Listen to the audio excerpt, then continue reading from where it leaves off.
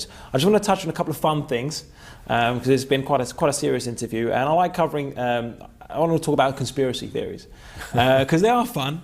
But the ones that I like in particular, the ones that where basically the facts are in place and people create a story based around those facts to justify the story.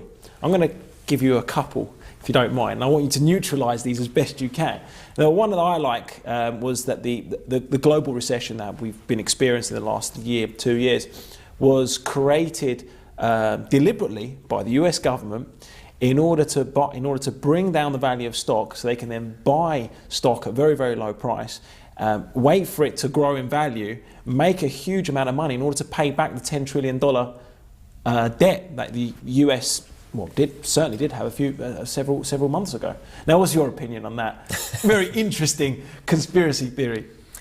Well, my observation, it's easy for people who are somewhat disempowered, who are probably having difficulty making money or paying taxes. They tend to project their upsetness and over-exaggerate the power of the government. And so what happens is they basically dissociate from their own cause and effect in what's going on in their life. And they're more vulnerable to conspiracy, I think. I don't think the government by itself is involved in creating this by itself. Because my observation over the last 5 years, I've been doing a Secrets to Financial Success seminar, or Financial Mastery seminar for about 15 years. Okay. And I've watched in the last 5 years particularly, a runaway, up until the last 2 years, a runaway fantasy, elation, inflated, puffed up stage of the cycle. And I watched people leverage themselves foolishly. I watched banks do it foolishly. I watched individuals live on borrowed money. I watched in 1999 and 2000, 37% of the American money that was in the stock market was leveraged margin account. Wow. So I knew that based on historical information on the stock market, it's just a matter of time. What day I didn't know, but I knew it was coming. And I think it wasn't hard to see. But we knew that it had to correct 37% plus the interest of 6%, which is what they were charging. So it had to correct 45% or 40-something% just right alone. And it's probably going to overshoot. So it's going to correct 40, 50%. We knew that. Incredible. It wasn't hard to see. And I can't say that that's because the government's doing that to us, because frankly, 100 million people are also involved in that. Yes, of course. And they're foolishly going and lying about what they had as far as money to get a house, so they could get leverage off a house because they thought they could gain equity in a house that was going to go up indefinitely, when in fact the real estate market goes up about 6 to 7%. That is correct. So anytime it's going up more than 6 to 7%, it's going to correct itself. It's just a matter of time. And it goes through cycles, 7 to 10 years roughly.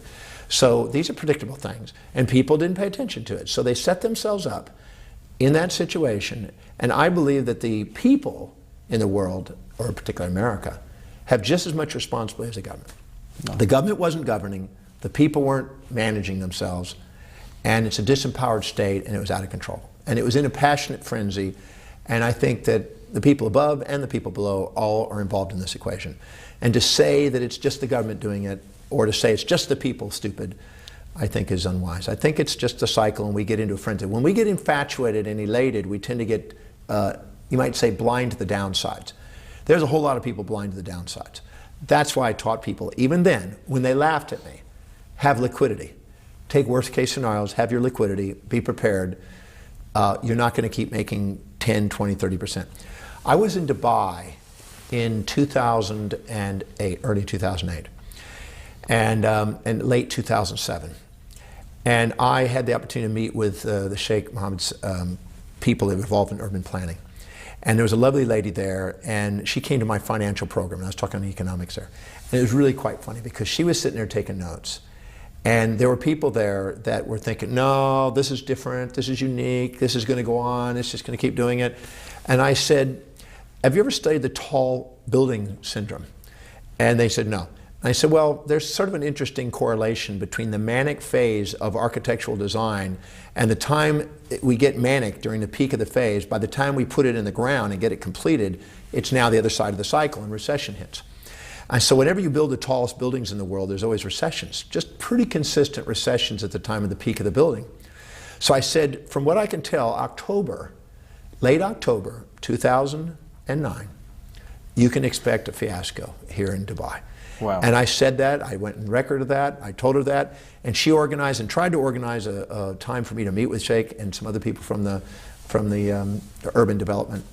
And my flight was delayed. I wasn't able to do it. I was supposed to be in there at 7:30 to be for a 9 o'clock meeting with them. I didn't get in until almost 10 or so. And I didn't get to have that meeting. But I communicated with her and I communicated with them, and I tried to tell them that I'm not a forecaster, I'm not a psychic, but from everything I can see, looking at the unemployments, looking at the people, the ratio of people that are having to stay in the buildings that are building, the inflationary factors here, be prepared for October, November, you're going to have a real crisis. Oh boy, did they. And he was savvy enough, she was savvy enough, the people that were in the room weren't paying attention. They knew they were having problems already starting. But the people around the room who were still in the real estate frenzy were thinking, oh. I mean, I got in a limo with a company that wanted to sell me a $13 million floor on this custom edge, I mean the top of the line building there in Dubai. And he showed me and says, and literally, it was probably a gimmick, but they were basically saying it was 12 million yesterday, it's 13 million today, it'll probably be 15 million by the next end of the week. And here, I just got a call right now, it's now 13.1, you know, and you know, they're doing gimmicks to sell it. Cool. And they were trying to catch the frenzy. They knew things were happening. They were going out of their way to try to unload properties and get the cash.